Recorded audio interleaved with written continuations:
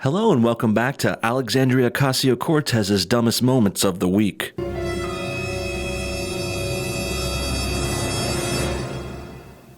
Well, it's been a good long while since we had to make one of these videos. With Congress currently on break and with AOC mostly staying radio silent online, there's really been little to report on the Cortez being dumb front. There was a related reference to Alex and her squad in last week's cringy video from The Simpsons, but that was hardly enough AOC material for her own episode in her series here. But this time, fortunately for this Dumb Moments show, AOC has come out of hiding recently and decided to chime in on a currently revived conversation about the United States voting process called Electoral College. You see, every year or so, the liberals will suggest that we abolish the Electoral College. EC is the process with which we've elected our presidents in the United States for over 200 years too, so naturally, it's not going to be an easy thing to change, and it shouldn't be. Revamping political systems like this can reshape, reform, and completely and radically alter a whole country's makeup. So needless to say, the left better have some pretty good reasons to want to change this kind of thing. We'll see what AOC has to say about it soon, but if this is just another complaint about the EC supposedly being not fair, please spare me. Spare my time and everyone else's. Not only is fairness hardly the real reason liberals want to change this, but also the Electoral College is already fair. Perhaps they think they have a suggestion of a system that's more fair, but then we're just starting to split hairs. And in my opinion, no system is really more fair. Not in this situation especially. The systems are just different, and that's that. The Electoral College is a system that works best for the United States though, clearly, because it's done us well for centuries and it's brought us leaders who have led this country into becoming one of the greatest nations in world history. So altering that system that has proven to be successful for many years would not be a wise thing to do unless it was absolutely warranted and necessary. But so far, I haven't seen a real need to change this at all, and I haven't seen any suggestions that would actually be better. Really, I just see whiny Democrats who are mad they lost the presidency in 2016, but instead of changing themselves and their platforms and campaigning strategies, they instead want to change the rules of the game and make it into a way that will obviously help them win in the future. Pretty convenient timing too, since the 2020 presidential election is right around the corner, and if the Democrats get their way and abolish Electoral College, they'll win next year and every election in the future. With that said, let's turn to AOC specifically now and see what she had to say about Electoral College. Her first tweet reads, "I see Fox News is big mad about abolishing the Electoral College. So let's talk about it. One, if the GOP were the silent majority they claim, they wouldn't be so scared of a popular vote. They know they aren't the majority. They rely on establishing minority rule for power." Wait, what? Who said the right-wingers were afraid of a popular vote? We could win that too if we wanted to, but that's not the way the system is. And you better believe Trump could have still won a popular vote in his election too. He just would have campaigned differently. And also, back to this comment, we're not even advocating against a popular vote directly at all. The left side is the aggressor and advocate here. They're suggesting a big and radical change to our country's election system, and we're just here saying that's not really a good idea and our system already works well and is good and fair. So don't try and turn this argument around on us, lady. No scripts will be flipped here, AOC. And if you're going to propose abolishing a major American system and institution like this, you better have some good arguments and points to support that. And I'm not going to argue against a popular vote system until you first make an argument for it. This whole silent majority saying we're scared and calling for minority rule is all bullshit though. And by the way, it's pretty hypocritical for Alexandria Ocasio-Cortez to accuse others of trying to establish so-called minority rule. I mean, she is a minority in power herself. And also AOC leads a group of minority women called the Squad, who also advocate for more minorities to be put into power. Yet at the same time, unironically, AOC also accuses and condemns other minorities of establishing power for themselves. Well, a supposed minority according to her. The Republicans and conservative voters are a minority according to Alex. And we're a minority she is more than happy to disenfranchise, ridicule, and attack and depower. All the while, she also advocates for other minorities to get into more power, like her, Ilhan Omar, Ayanna Pressley, and Rashida Tlaib. These minorities are the good kind of minority, at least according to left-wingers. But if you're a white minority or a conservative or a male, well, screw you. You don't deserve a voice in your own country, according to the left. Next, let's discuss this majority versus minority issue in more detail, because the way it's used by liberals can be a little misleading. There's also a lot of false assumptions that go along with it here that need to be broken down as well. Now, we already went over the fairness part of this, showing how neither system is actually more fair necessarily. So even though AOC assumes that popular vote elections are better than the ones with Electoral College, well, that's just not proven to be true. Perhaps it could be, but they would certainly have to support that claim with some kind of argument or evidence. Next, let's talk about majority over minority and how Cortez assumes being ruled by the vote of the majority is better. That's a better way to run the country than the current system, which consolidates power into a small so-called minority rule. And well, again, this is just assumed here without support at all. But to give Alex the benefit of the doubt, taking a vote and giving the presidency to whoever gets the majority of the country's votes, that does make sense and sound reasonable on paper. But what if your country is actually full of many morons who vote against their own personal interests constantly? What if your country has a majority of low IQ wrestling fans who all write in The Undertaker as their vote for president? That could happen. And this kind of lunacy can especially be true for bigger countries with hundreds of millions of people like the United States. That's why in these situations, sometimes, more often than you think actually, bigger nations need consolidated power. This also helps cut the red tape and things get done faster in government. Instead of having to vote on everything democratically, slowing everything down and making things take forever, well, instead, America has elected officials in each region who are put into power. And then those officials listen to the people and eventually even elect the president. And elected officials also can easily make day-to-day decisions better and at a more reasonable pace than if we had to have everyone vote for everything. And this is all part of the reason why the US didn't go with a direct and absolute democracy to begin with. We opted for representative democracy, or what we sometimes call a constitutional republic. Sure, Democrats cheat and try and call our country a democracy now, but that's just because they want it to be that way. Basically, Democrats are pretending we're already a direct democracy so they can slowly turn us into one, and that way, the largely non-political and ill-informed masses will continue to vote for Democrats. Because the left has already set up strongholds in education, news, and entertainment, and they've warped those industries in a way that makes dumb people think being liberal is better just because. Kind of like how AOC wants to abolish the Electoral College, just cuz. AOC's next tweet reads, "This common claim about if we don't have the Electoral College, then a handful of states will determine the presidency is BS. A, it's the EC itself that breaks down power by state. Pop vote decentralizes it. And B, the EC makes it so a handful of states do determine elections." Not exactly though. When people claim that a few states will determine the presidency without the Electoral College, they mean that highly populous ones like California and New York would have even more power. They would likely elect Democrats over and over again too, which is not a good look. And this is why popular vote is often called tyranny of the majority. And as I went over before, it's not always or usually the best idea either. Rule of the majority can be good if your population is highly educated, well-informed, and well-intentioned, but as I already went over, that's never going to happen in America since liberals already control our education systems and our media and information centers. So them switching things to a popular vote is kind of the final step in their evil complete takeover plan, which will eventually give the left total control of all the major centers in America and every aspect of our lives eventually too. Once they get in power and take over the government, then they'll make the government bigger and bigger, and then we'll become full socialists or communists eventually. Make no mistake. But I've spoken enough about how majority rule can be bad. Next, let's talk about how minority rule can be good. Great Britain is a good example, and they were one of the biggest world superpowers for centuries, before they were finally taken over by America and Russia after World War II. But for many generations before that, the Brits ruled the world and had a good chunk of land and success. And they did it through their minority rule, mostly run by the reigning king or queen and a select few of their advisors and generals. Now, I won't say Great Britain was perfect. They had their flaws and they had some bad things they did too. And they've certainly fallen off in recent years as well, but this is just another really good example of how minority rule isn't always bad or terrible, and it even has many advantages as well. Regardless though, in America, we found a nice quaint middle ground that kind of gives us the best of both worlds here. Representative democracy gives the people great and powerful voices, but it also consolidates much of our power and sections off some of our systems so that we're not completely run by a bunch of morons either. Maybe if we were a smaller country, a more balanced and educated country like say Iceland, then we could perhaps entertain the idea of a direct democracy. But we have about 330 million more people than Iceland and a lot more problems to go along with them. We also have loads and loads of illegals sneaking in every day. So unless we want our country to become a parody and a real-life version of the movie Idiocracy, then I don't think abolishing the Electoral College is a great idea at all. Finally, AOC finishes her Electoral College rant by saying, "The Electoral College isn't about fairness at all. It's about empowering some voters over others. Every vote should be equal in America, no matter who you are or where you come from. wrong. The right thing to do is establish a popular vote, and GOP will do everything they can to fight it. Again, just as ill-informed and hypocritical as ever. Well done. Here AOC claims and condemns us for empowering some voters over others, when that's exactly what her suggested system would do itself. As we went over extensively, her claim that popular vote is more fair isn't really supported here, and it's not necessarily true and shouldn't be assumed as well. As for equality, well, every vote is already equal in America. I know leftists have these convoluted ways to try and break them down, and they have their haphazard attempts to convince us that some votes are worth more or less, but when I hear all this baloney, my eyes just roll and I frankly start to zone out. Really, every vote is already equal here. One person gets one vote, and it's really that simple. Sure, you could argue that some votes are different, and sometimes your vote is more important in closer, more competitive elections and areas, but they are still worth the same amount, and all our votes are also counted. One person, one vote, that's it. And there's no getting around that. I know AOC and others like to compare votes in California to votes in Wyoming or some shit, but the truth is they don't actually compare at all. They're very different. You might as well compare votes in the United States to votes in Canada or Mexico, because those comparisons are just as relevant too. And also, each state already gets more electoral votes if they have more people, which totally compensates for population differences and debunks this whole big state versus small state claim. Really, the actual gripe here is that most states do a winner-take-all when handing out their electoral votes at the end. And this is the part that Democrats actually have a problem with, even though they really like to beat around the bush about this. And the funny thing is, and the best part of this whole story, well, states already have systems and ways to vote and change this winner-take-all policy if they actually wanted to. Winner-take-all is a choice each state has made though, and they want to keep it that way, so that's why instead of going state by state and campaigning for them to change their voting practices, well, shady left-wingers like AOC are instead going over their heads and trying to change the whole system from the ground up, even though that's not what the people or the states want. Thankfully, this will never happen or work, but it is kind of funny to see them struggling with and trying to banish the Electoral College. What do you guys think? Is the Electoral College really that bad that we need to abolish it? And what are the real reasons that left-wingers are pushing for this so much? Right before an election? Pretty convenient timing, and I highly doubt they want to change things to make them more fair. Comment your thoughts on everything below, and thanks for watching No Bullshit. Hit that like button if you enjoyed this video, and we'll see y'all next time.